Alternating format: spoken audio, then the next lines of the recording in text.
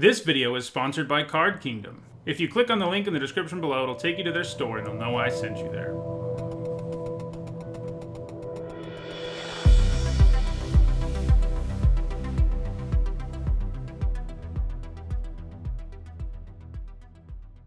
Hi everyone, I'm Nitsa Hone, and it's Wednesday, and that means it's time for another MTG Top 10, the series where I rank cards based on their historical performance at Magic's highest level of competition. Magic, like all card games, has an element of variance to it that inherently makes the game have random outcomes, but there are some cards that are especially random. To make this list, a card had to either involve flipping coins, or have the word random in the text box.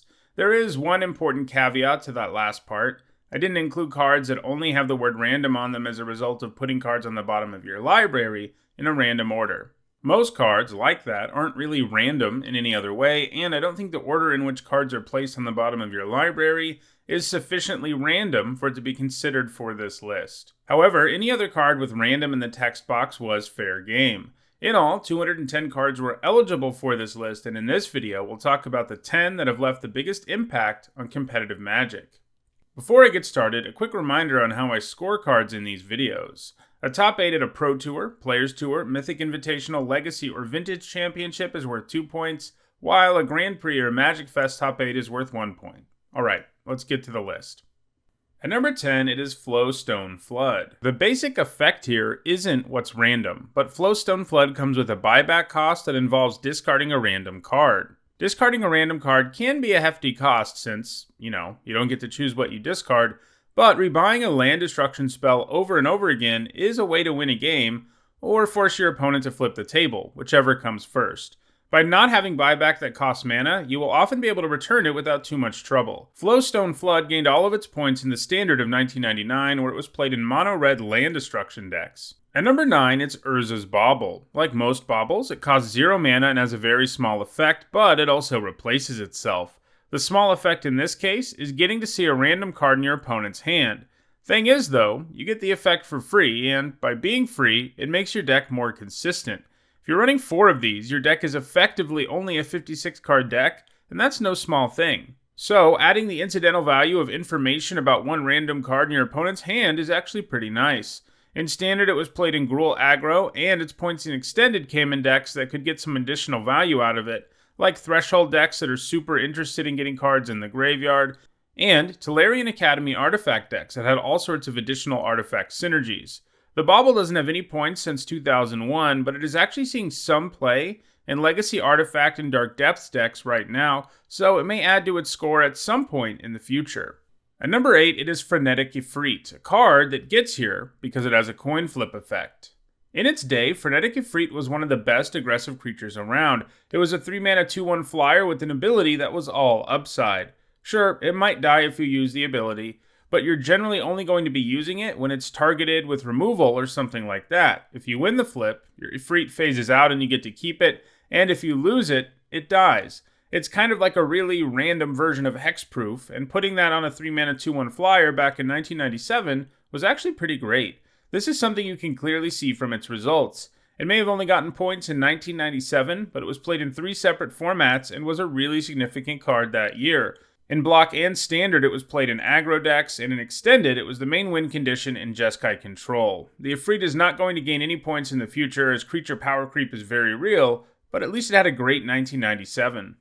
At number 7, I have included 2 cards, Burning Inquiry and Goblin Lore. Both of them are red card draw spells that involve randomly discarding cards after you draw, and they both actually gained all of their points in the same Modern deck, so it makes a lot of sense to put them together. With Inquiry, you get to draw 3 cards for only 1 mana, which is pretty crazy. It's basically a red Ancestral Recall, except for the fact that your opponent gets to do it too, and you both discard cards randomly after you draw. That can be especially sweet sometimes because generally, if you're running a deck with Burning Inquiry in it, you're going to have a way to take advantage of all that discarding, and it's unlikely your opponent will be able to. And sometimes you'll get the satisfaction of forcing them to discard a key card. Goblin Lore is not symmetrical, and you draw 4 cards for 2 mana, and then discard 3 cards at random. In that case, you end up netting a card. Both of those cards gained all their points in Modern, and as I said, all in the same deck, Hollow One. A turn 1 Inquiry could easily allow you to play a hollow one for free, or if you're really lucky, 2 or 3 of them. And the same is true about a turn 2 Goblin Lore. They might just be vanilla 4/4s when they hit the table, but that is some serious beef in the early game. The deck also ran all kinds of other cards that paid you off for being in the graveyard.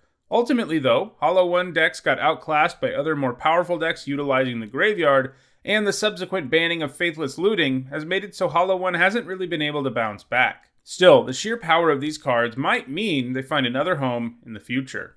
At number 6, it's Stormbind, an enchantment that lets you discard random cards to do damage to stuff. It doesn't do the job efficiently, but it does let you turn any card in your hand into shock, and that's a pretty nice effect. It's especially powerful in decks that can get lots of cards in their hand without too much trouble. Originally printed in Ice Age, it also received a time-shifted reprint in Time Spiral that gave it an additional run through various formats. The first time through, it could be played in aggro decks alongside land tax, which virtually ensured that you would always have plenty of fuel for Stormbind. As a result of the time-shifted reprint, it was also played in Time Spiral block constructed aggro decks. At number 5, it's Gamble, a tutor that lets you search up any card in your deck for only 1 mana. Of course, there has to be a downside for something like that, and that's where random comes in here. After you tutor up the card, you have to discard a card at random, which, yes, means you could end up discarding the very card you tutored up. That's certainly an interesting way to balance a tutor effect, and I think it's actually quite effective. It means you have to maximize the number of cards in your hand when you use this, so that the card you tutor up is less likely to get discarded. Alternatively, you can just tutor up a card you're fine with putting into your graveyard anyway.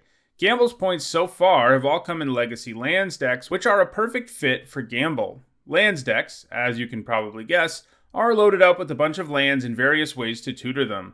Some of these are toolbox lands you run a single copy of, but are particularly good depending on the board state. Additionally, the deck also runs a land-based combo, generally involving Dark Depths and Thespian Stage.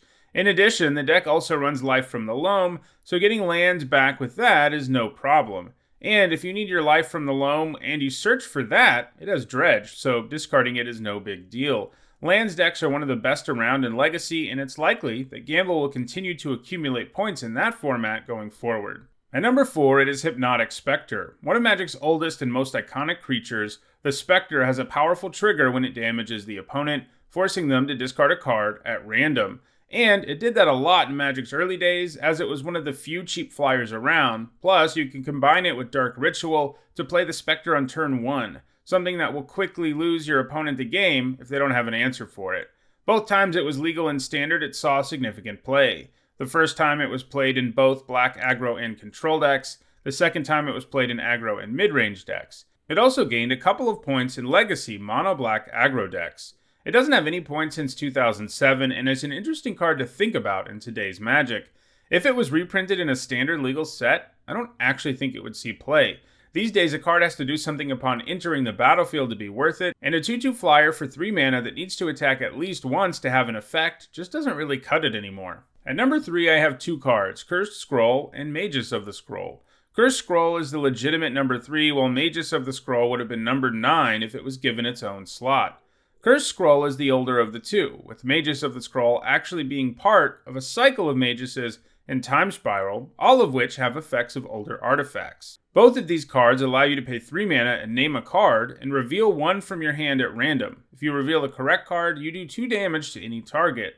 Now, the way these cards were played, it was not usually all that random. The plan with these was to play them in aggressive decks, and then use the effect in the late game, when you're only holding a single card or a couple of lands, to do the last few points of damage to your opponent. Cursed Scroll was played in aggro decks in block, standard, and extended, and Magus of the Scroll was played in aggro decks in block and standard. At number 2, I have included 3 cards, all of which are cards that force your opponent to discard cards at random. Hymn to Torak is a legitimate number 2, while Mind Twist and Stupor would have been tied with Burning Inquiry and Goblin Lore at number 7.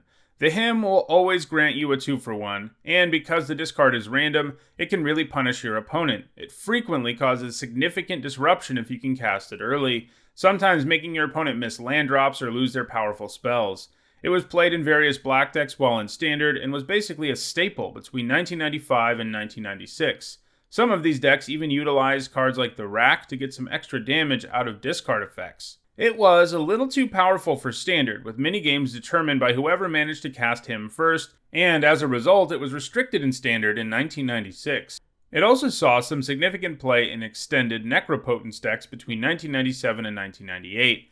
For the last 15 years or so, the Hymn has been played regularly in Legacy 2, since it's so effective at disrupting game plans. For a long time, it was mostly being played in more aggressive decks there, as you generally want to cast this early and hope that the extra time that it buys you allows you to do lethal to your opponent before they can get their defense together. These days, it's actually played in very different decks like Grixis Control and Dark Depths combo.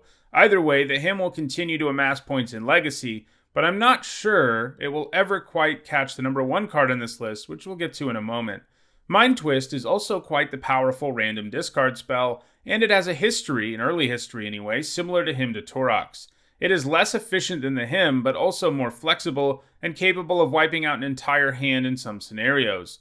Like Hymn, whoever cast Mind Twist often won games, so it was restricted in Standard in 1994, and subsequently banned in the format and restricted in Vintage in 1996.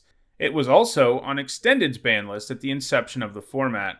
However, while Mind Twist was a much feared card in the early days of Magic, it would subsequently become legal in Legacy and Vintage, and it hasn't seen any play since that happened, unlike Hymn to Torok. Those formats are just too fast these days for a Mind Twist on turn 3 to make a significant difference, and thus Hymn to Torok is the preferred discard spell. Finally, there's Stupor. This is a mind rot with random upside, since one of the cards that is discarded is random. It doesn't have the pedigree of Hymn to Torok or Mind Twist, but it was actually played in black decks in the wake of the various restrictions and bans on those two cards.